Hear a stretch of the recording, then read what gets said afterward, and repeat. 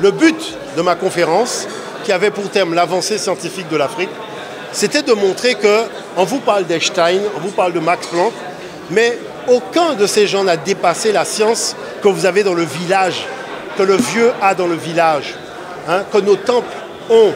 Cette science-là, elle n'a jamais été dépassée. Et que tout ce que nous avons encore à faire connaître, vous voyez, comme ça sert des enjeux qui ne servent pas nos intérêts, c'est pour ça que la chose demeure cachée. Mais dans tous les domaines, vous voyez, il ne faut pas oublier que la graine de l'arbre de la science et de la connaissance, c'est l'Afrique qui l'a plantée. C'est l'Afrique qui l'a arrosée. C'est l'Afrique qui a fait qu'elle a porté tant de fruits. Inventer les mathématiques, l'astronomie, la médecine, le calendrier de 365 jours, la précision des équinoxes, les sciences que vous utilisez pour faire la caméra, l'informatique, les ordinateurs. Le nombre binaire informatique est né en Afrique. D'accord ? L'ordinateur, on le voit avec le Fa. Le Fa est basé sur les nombres binaires. Donc toute la culture africaine est fondamentalement scientifique. On nous éloigne de cette culture pour ne pas qu'on en fasse notre colonne vertébrale pour être debout. Sur le plan de la spiritualité, les pères de l'Église étaient tous africains. Alexandre d'Alexandrie, Alexandrie c'est en Afrique. Clément d'Alexandrie, Alexandrie c'est en Afrique. Origène d'Alexandrie, Alexandrie c'est en Afrique. Ce sont des Africains qui ont pris le savoir des temples pour donner à des gens qui n'avaient pas de tradition religieuse, une tradition religieuse. Toutes les divinités que vous voyez dans la Bible sont des divinités africaines. Ce sont des divinités que les anciens utilisaient dans les cultes vaudous. On les a blanchis, ils font la même chose, mais vous ne voyez pas que c'est la même divinité parce qu'on ne connaît pas suffisamment nos fondements. Quand on a fait le rituel initiatique, on comprend des choses. Il faut se préparer pour aller faire le rituel. Il faut jeûner. Quand vous allez à la messe, il n'y a pas de préparation, il n'y a pas de jeûne. On peut aller danser dans une boîte de nuit, aller à la messe le dimanche matin. Vous ne voyez pas qu'il y a un problème? C'est antinomique par rapport à notre tradition. Nous, on a une tradition, on n'a pas de religion. Il faut être fidèle à nos traditions parce que c'est l'héritage de nos pères. Et cet héritage de nos pères, c'est le sang qui coule dans nos veines. On peut acheter à boire et à manger, mais il n'y a pas de magasin où on vend du sang. Ce sang-là vient de très loin. Nous devons être fiers.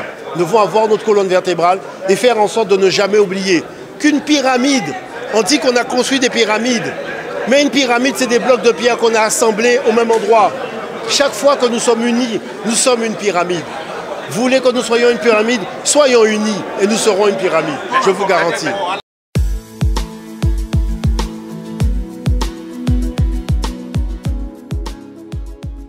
Il faut faire deux choses. Il faut une reconquête économique. Parce qu'on a cédé trop de terrain sur l'économie. Les boissons dans les magasins sont pratiquement 99% des boissons étrangères. Les jeunes sont là oisifs. Les jeunes doivent pouvoir fabriquer leurs propres boissons. Et il faut faire des jus de plantes. Arrêtez de penser en jus de fruits. Parce que ces exploitations sont trop colossales. Avec les jus de feuilles, les jus de plantes, on peut faire d'excellents jus. Regardez le bissap, regardez le mojito, tout ça. Il y a beaucoup d'autres jus de plantes à inventer. Et les jeunes peuvent le faire. On n'a pas besoin de grand espace pour mettre une boisson à base de plantes. Ça, ce sont des choses importantes. Et la renaissance, c'est de ne pas oublier que la matrice humaine de la connaissance, elle est africaine. Et que quand on ne sait pas, on va chercher.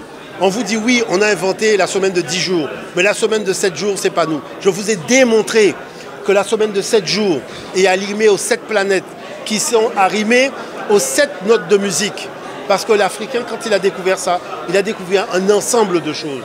C'est ça qu'on appelle le génie africain, que les gens célèbrent dans notre dos. D'accord? Pourquoi la situation est comme celle-là? Parce que la chose qui se passe, c'est que Dieu a donné aux Africains toutes les richesses de la planète, les autres n'ont que des miettes. Et quand ils sont parmi nous, c'est pour nous braquer et nous raconter des sornettes. Dieu ne serait pas bon avec nous, on aurait des divinités du diable et on aurait tout l'or, le pétrole, le coltan, tout ce qu'ils viennent chercher, tout ce qu'ils ont besoin comme énergie pour fonctionner, c'est nous qui l'aurions et Dieu ne nous aurait pas parlé, il ne serait pas bon avec nous et nos divinités seraient des mauvaises divinités. Mais vous ne voyez pas qu'il y a un problème? Le gars sort avec son église, il vient te dire que ce que tu fais, c'est pas bien, mais en attendant, ce que tu as chez toi, il ne l'a pas chez lui.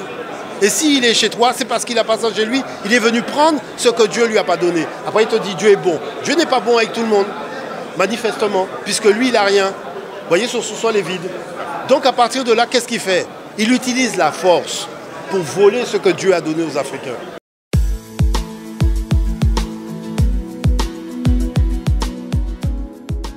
Mon peuple a un genou au sol parce qu'on lui a donné tout simplement une lunette qui lui permet pas de voir clair. Il faut déjà voir clair en soi avant de voir clair. Quand tu vois plus clair en toi, c'est fini.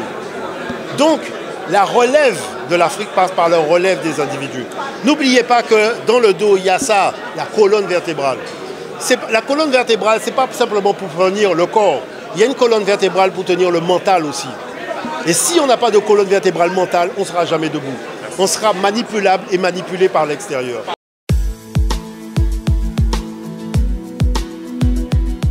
Omotunde, c'est simplement parce qu'à 14 ans, j'ai demandé à mes enseignants quand est-ce qu'on va nous permettre d'apprendre l'histoire de l'Afrique.